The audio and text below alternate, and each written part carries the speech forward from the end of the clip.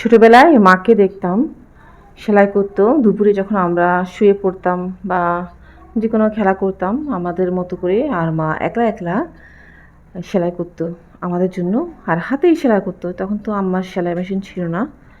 তো আজকে আমি আমার মেয়ের জন্য করছি, একটি জামা করেছি, ফুল বসাচ্ছি। আর দিনের শুরুতে ছোটোখাটো অনেক কাজ করেছি, রান্না করেছি। আজকে একটু সময় পেয়েছি। বেশ কয়েকদিন ধরে দিনগুলো বৃষ্টিমুখর হয়ে আছে, সেই সাথে প্রচণ্ড বজ্রপাত। এখন দুপুর প্রায় 3:30 হবে। নিজের জন্য 1 কাপ চা বানিয়ে নিলাম, আর বিকেলের নাস্তার প্রস্তুতি করতে হবে, তাই চা খেতে খেতে সাজিয়ে নিলাম বিকেলের নাস্তার চরিত্রদের। তো আজকে নাস্তার চরিত্রে আছে পেঁয়াজ, ডিম, বেসন, কাঁচামরিচ, ধনেপাতা, ময়দা। বারান্দায় কিছুক্ষণ হেঁটে হেঁটে চাটা শেষ করলাম। এরপর আসলাম পাকোড়া তৈরি করতে। ডিমের মধ্যে বেসন ময়দা মিশিয়ে নিলাম, অল্প পানি দিয়েও মিশিয়ে নিচ্ছি, লবণ দিয়েছি, একটু হলুদ দিয়েছি, কাঁচামরিচ, ধনেপাতা, আর দিব ডিপ ফ্রিজে রাখা পেঁয়াজ কলি, যা আগেই কুচি করে অনেকগুলো সংরক্ষণ করে রেখেছিলাম। সামান্য বেকিং পাউডার দিয়ে দিয়েছি যাতে পাকোড়াটা একটু ফুলে যায়। আর ম্যাগি নুডলসের ভেতরে যে মশলাগুলো থাকে, প্রায় এক্সট্রা মশলা কিছু বেঁচে থাকে, সেগুলো আমি পাকোড়ার সাথে মিশিয়ে দিই। ভালো করে একটু ঘুঁটো করে নিলাম। একটা ডিম দিয়ে কিন্তু আরও বেশি পরিমাণে পাকোড়া হয়, তো আমি অল্প করেই করছি। আমরা কয়েকজন খাবো, আর বিকেলে হুজুর আসবে, হুজুরের জন্য। তো মজার কথা হচ্ছে পাকোড়াটা আজকে এত টেস্ট হয়েছে, হুজুরের জন্য না রেখেই সব আমরা শেষ করে ফেললাম।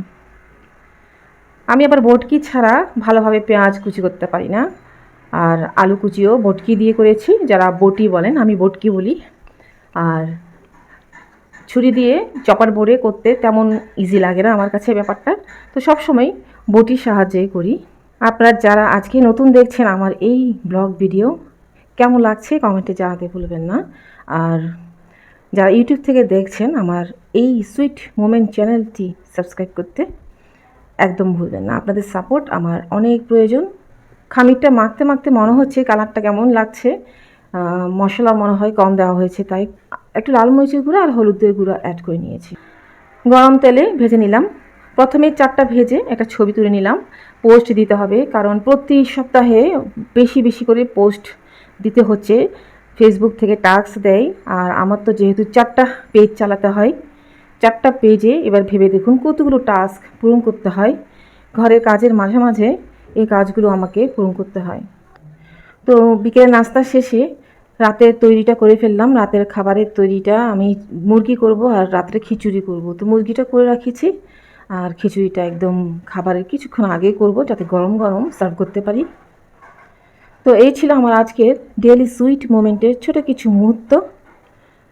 আশা করছি আপনাদের ভালো লেগেছে।